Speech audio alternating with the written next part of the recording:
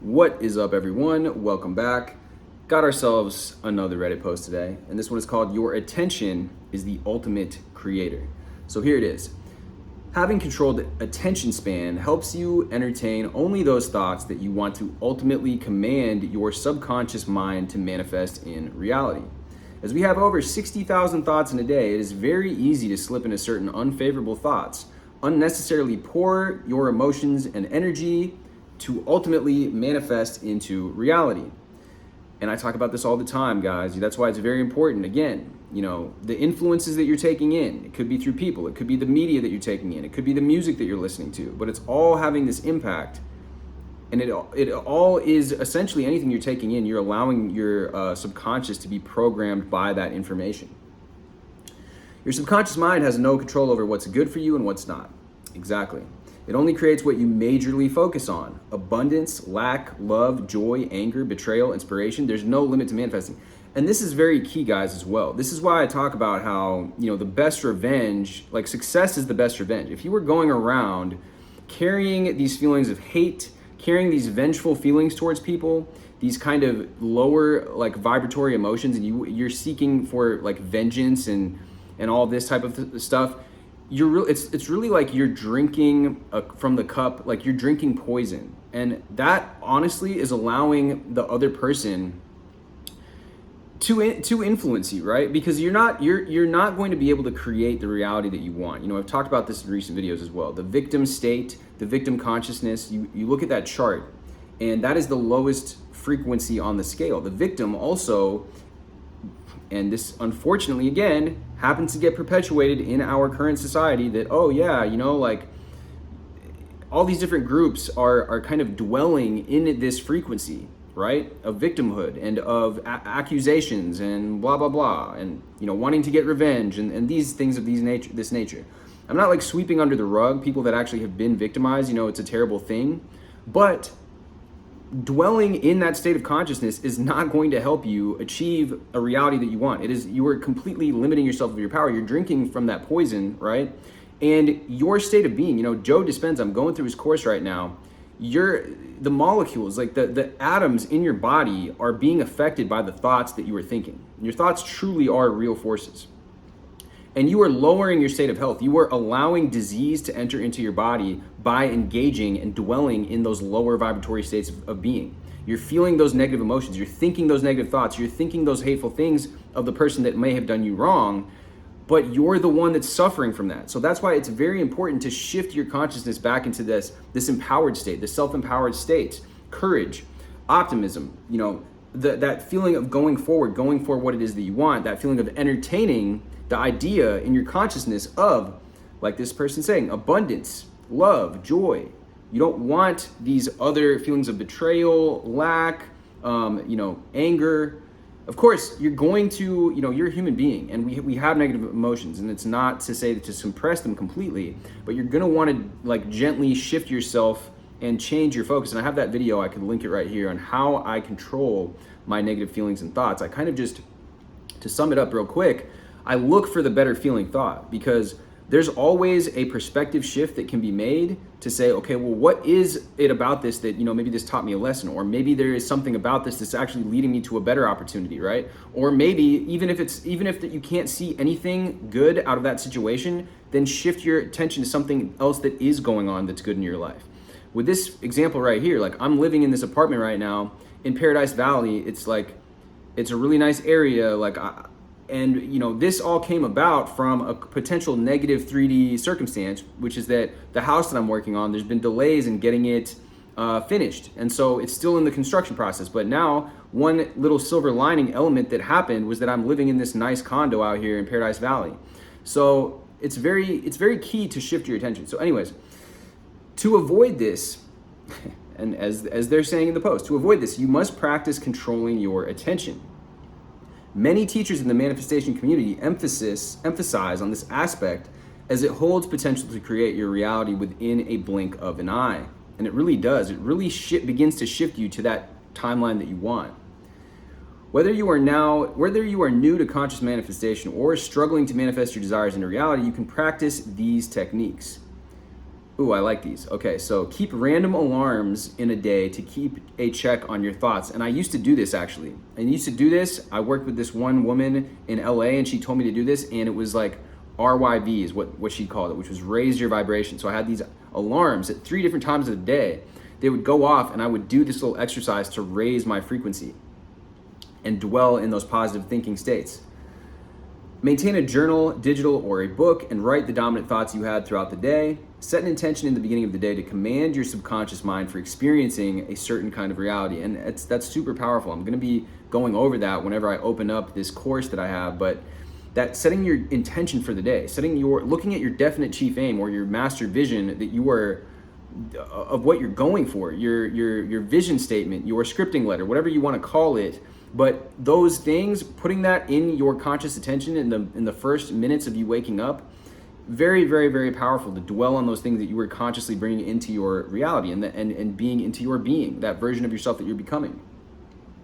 And then listen to certain affirmations robotically. Okay, well, that's a classic piece of advice right there. And you could actually listen to affirmations. You know, they have affirmation YouTube channels. There's one called Alpha Affirmations. There's a bunch of them, and a bunch of people have them. I even have some of my own on my channel. But feel free to find whichever ones resonate with you, and also come up with your own, right? Like come up with 2 to 3 statements that you are just kind of, when you're kind of in line, when you're kind of just on some downtime, you're driving in the car, whatever it might be, and you might want to listen to some podcasts, you might want to listen to something inspiring, learning something, developing a new skill, whatever it might be. But in those moments of downtime, you kind of just repeat those things to yourself. And we've gone over many examples in previous videos, but let's finish the post. So practice to be conscious of what you entertain in your mind and watch manifesting only that which you enjoy and love. Love and hugs. Okay. So this is interesting here. I'm going to read a couple of these comments and then we'll talk for a bit. So finally, this is in quotes. Finally, one of them asked Andrew Carnegie, "How did you manage to make so much money and become successful so fast?" Now, Andrew Carnegie, if you guys aren't familiar with him, he was a steel magnate, or he was very, very wealthy back in the 1900s. I forget exactly what time period that would have been, but Napoleon Hill wrote extensively about him in his books, The Laws of Success, Think and Grow Rich, and Andrew Carnegie was kind of a mentor to him and also just a very prolific figure of that time. So it looks like he's being interviewed here. So to which Carnegie revealed his secret of success. His words were very simple but profound. He said, "I can keep my mind focused on something for 5 minutes at a stretch." Just 5 minutes. Everyone was surprised to hear this. They thought he must be joking. Andrew Carnegie asked the members, "Can any of you do it?" Everyone thought they could and started the experiment, but none of them could focus their mind on anything for even a few seconds. This is the nature of the mind. It is restless. That's very interesting. And, I don't know if you guys are familiar with John Kehoe, but truly an inspirational guy in this kind of sphere of, mindset work, manifestation. He has a program called Mind Power, which I took. And one of the things that you do in that course is you dwell on the 6 kind of laws of mind power. One of them being that the mind is a sending and receiving station of thought. Thoughts are real forces. There's these 6 laws, right? And each one, you are supposed to pick one for the day and contemplate that law for 5 minutes straight. And it takes discipline. You think it sounds easy, but really contemplating the fact that thoughts are real forces for 5 minutes straight, your mind is going to go on all kinds of, it's going to start to deviate from that concept. And of course, if you are thinking about the concept and then you're thinking of all kinds of examples which, may prove that to be the case, or how when you exert your attention on something, you see that it actually makes a change in your physical state or whatever. That's fine, but like if you start thinking about your homework or what your mom said to you yesterday or whatever, that's obviously, now you're not focusing, right? So it's very key to be able to focus and entertain those thoughts that you are wanting to entertain and shift your focus away from the thoughts you don't want. I mean, it sounds super basic, it sounds super simple, but is it easy? No. Is it simple? Yes, but the beauty is in the simplicity of it. So we got a quote here that says, or another comment here that says, if you focus on the thoughts, you'll be playing on a surface level. You need to focus on changing the premises from which your thoughts come and change that as you desire. How many of you have struggled trying to change the thoughts? That's only because the state of mind which these thoughts were coming from. And about the attention, it's not what you give your attention to, but from where you give attention to that matters. For example, everyone gives attention to their SP, but does that mean their SP is with them? Absolutely not. It's because their attention is coming from the state of not having their SP. If you give attention from the state of being their husband, it will make more difference than giving them attention from the person who is desperate to have them in their life. And attention is not the ultimate creator. Your I amness is. Don't sell the pearl by giving causation to anything but your imagination, I amness, consciousness, awareness. In creation being finished, you on this level are a selector of the portion of creation you wish to experience.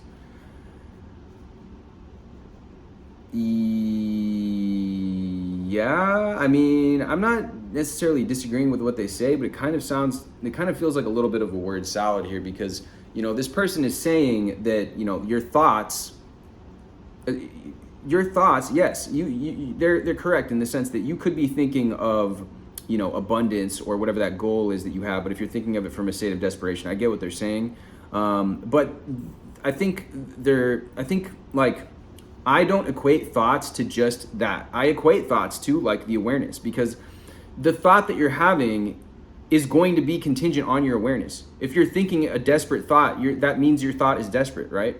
But if you're thinking a thought of, oh yeah, this just feels natural for me to have my SP, money situation the way I want it, whatever it might be, this trip is coming to me like easily. Those are thoughts, right? Okay, so I don't want us to get caught up in, words and semantics here, but I do kind of get what they're saying. Again, this goes back to just from the wish fulfilled, as Neville would say. But what I really always tune into and dial in and recommend everybody kind of gives at least gives a try, because this is what kind of works for me, is like that feeling of awareness. What are you aware of having? What are you aware of being? If you are aware of being confident and strong, then you're naturally going to dwell in those thoughts from the right feeling state or from the right state of awareness. If you are aware of being super desperate for this person or this experience or outcome, then again, you're not dwelling in a state which is going to be conducive to you having that external experience, right? So these things are, a lot of these people, I feel like people get lost in the words sometimes, and maybe the English language is also, sometimes I feel as if the English language may not be the best language, because I think that there's a lot of other languages that have more kind of new words with more nuance. I've heard that in Greek, there are many more words for love and things of that nature, so it might be easier to get a certain point across. But regardless, you guys get what I'm saying, right? So dwelling in that state, dwelling in that awareness and your attention, I think that this post is on point. Your attention is the creator. Your awareness, because that is what you're aware of, is what you're putting your attention on. Are you putting your attention on being, again, a strong, competent, capable person, or are you putting your attention on being somebody who is just struggling and floundering and can't seem to get a hold of grasp on anything that they're looking for in this life? Anyways, guys, much love as always. Let me know your thoughts down below. Hit me with a subscribe, and I will see you guys in the next video.